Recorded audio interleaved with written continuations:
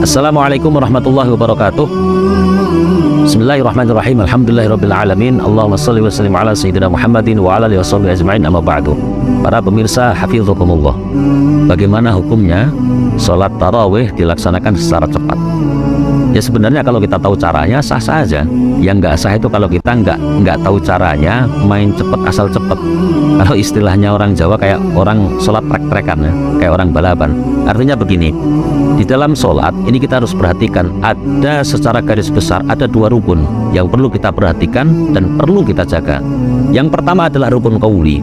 Rukun qauli adalah rukun yang kerjakan oleh lisan kita. Yang pertama takbiratul ihram, kemudian yang kedua adalah Fatihah, kemudian yang ketiga adalah tahiyat atau tasyahud, kemudian sholawat, yang selanjutnya yang kelima adalah salam. Nah, di dalam rukun qauli ini ada kewajiban riayatul huruf, harus menjaga akurasi pengucapan huruf-huruf tersebut agar tidak menjadi huruf lain yang kemudian nanti bisa menyebabkan berubahnya makna. Begitu juga rukun fi'li. Rukun fi'li adalah rukun yang dikerjakan oleh anggota badan kita. Misalkan orang rukuk ya harus sempurna rukuk, orang i'tidal bangun dari rukuk harus sempurna i'tidal. Jangan sampai misalkan kemudian orang baru bangun dari rukuk, baru merkungkung, istilahnya baru membungkuk, belum sampai sempurna berdiri tegak begini dia sudah melaksanakan sujud, maka dia akan kehilangan satu rukun, yaitu rukun i'tidal, yang mana bisa menyebabkan batalnya sholat tersebut. Kembali ke rukun qauli, yang ini kita terapkan atau kita gunakan di dalam sholat tarawih secara cepat. Misalkan toh di dalam ilmu qiraah juga ada qiraah itu secara tahqiq, secara tartil atau bil hadr nanti. Misalkan secara tahqiq itu bagaimana? Tahqiq itu gambarannya kita membaca sebuah bacaan yang mana tangan kita itu mampu untuk mengikuti apa yang diucapkan oleh lisan. Itu tahqiq, berarti sangat pelan sekali.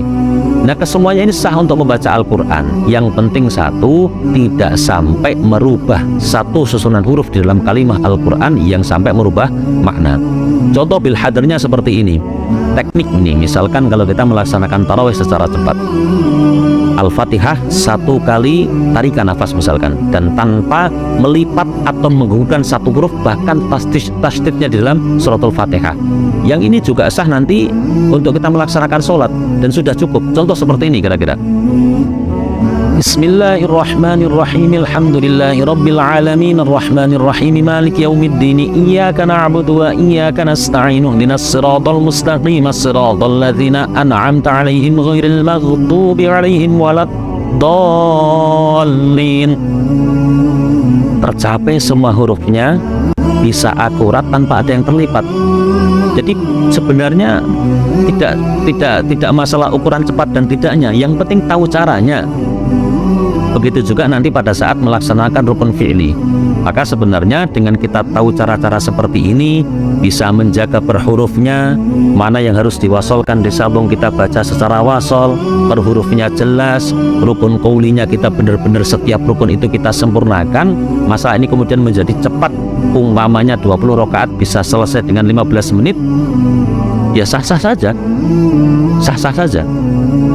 Lain halnya ketika kemudian cepatnya tarawih itu tanpa memperhatikan aspek-aspek sebagaimana telah kita bahas di depan tadi.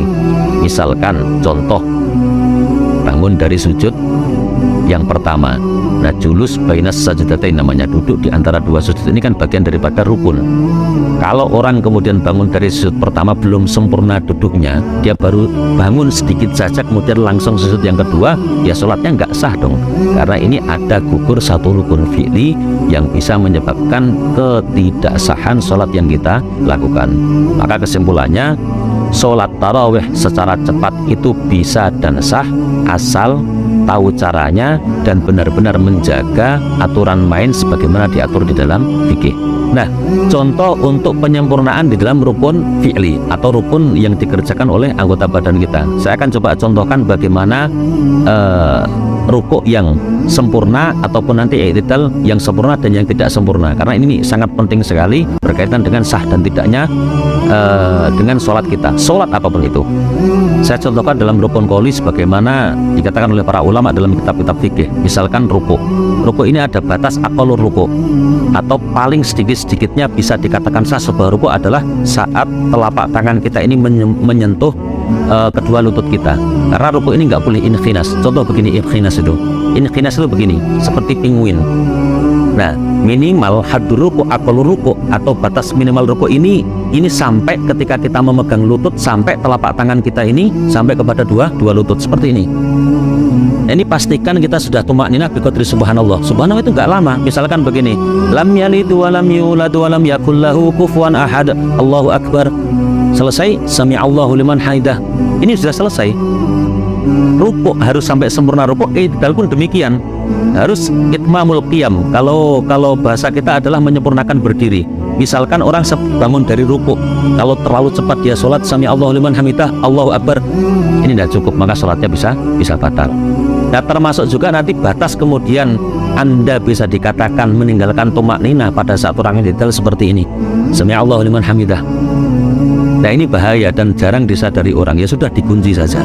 Begini boleh, tapi lebih afdal adalah irsal atau membiarkan tangan ini ke bawah dikunci agar bisa tumakninah. Jadi bi qadri subhanallah, ketika kita mengucap subhanallah, ukurannya itu sudah tumakninah. Berapa detik sih? Paling 2 atau 3 detik. Maka sebenarnya sholat itu kalau sempurna dan bergerak patah-patah ya sudah sah. Seperti itu. Jadi saya akan urutkan ini dari rukuk sampai ke i'tidal. Yang pertama adalah contoh sholat yang tidak sah, tidak sampai sempurna rukunnya. Misalkan kita dari membaca surah wa amma bi ni'mati rabbika fahaddits, Allahu akbar.